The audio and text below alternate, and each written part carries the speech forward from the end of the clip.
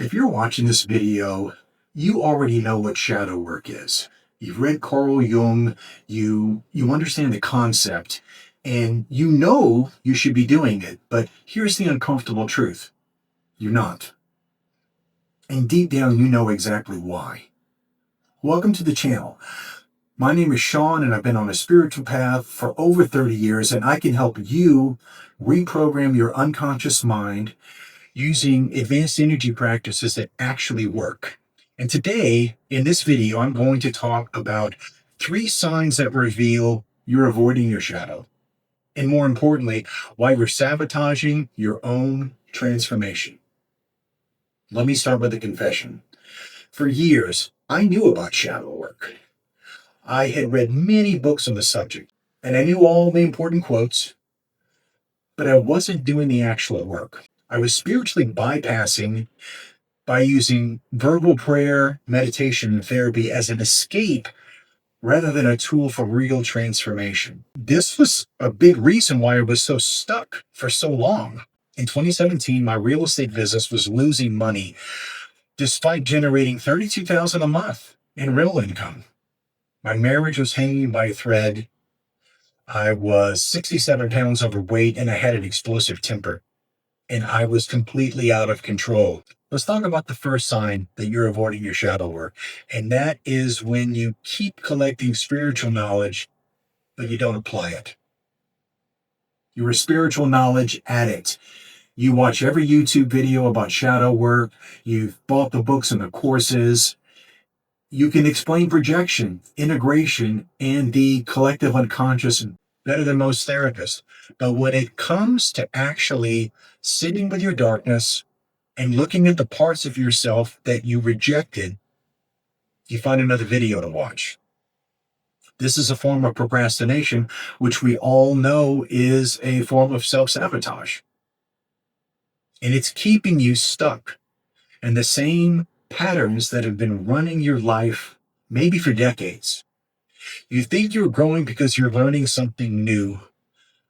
But I've said this many times before, acquiring new spiritual knowledge without applying it to your life is a complete waste of energy. I did this for years. I could talk about my shadow all day long, but I wasn't willing to feel the shame that I carried from my childhood programming.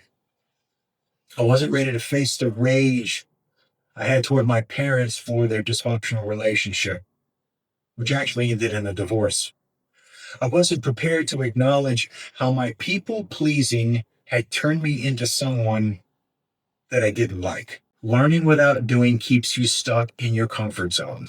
The second sign you're avoiding shadow work is that you're constantly triggered by the same people and situations, but you keep blaming them instead of the real cause of your problems. Every time someone criticizes you, you overreact. Every time you see someone being selfish, you judge them harshly. Every time you encounter someone who reminds you of your father or your ex, you have that same visceral reaction. But instead of asking, what can this person teach me about myself? You make it about them. This is called projection. And it's the clearest sign that your shadow is still running the show. When you keep having the same emotional reactions to the same types of people, your psyche is trying to show you something.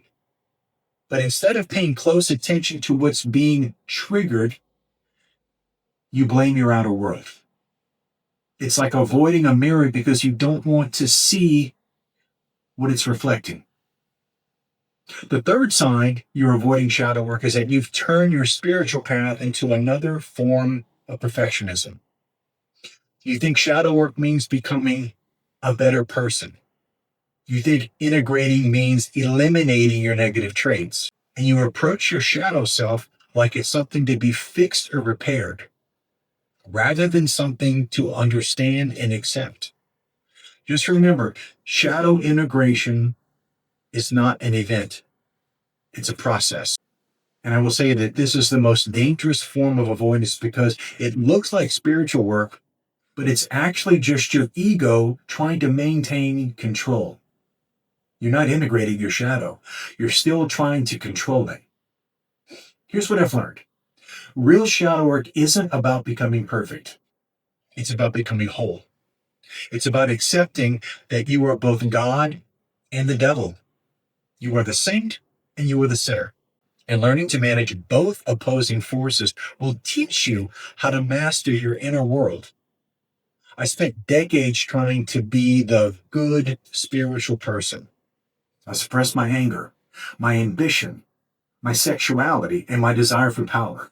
Anything that didn't fit my image of what I thought a spiritual person should be. But all that suppressed energy didn't disappear. It got buried deep into my unconscious mind, and it started to control my life from the shadows. It wasn't until I discovered the advanced energy practices in 2019 that I finally had the tools to face my shadow directly.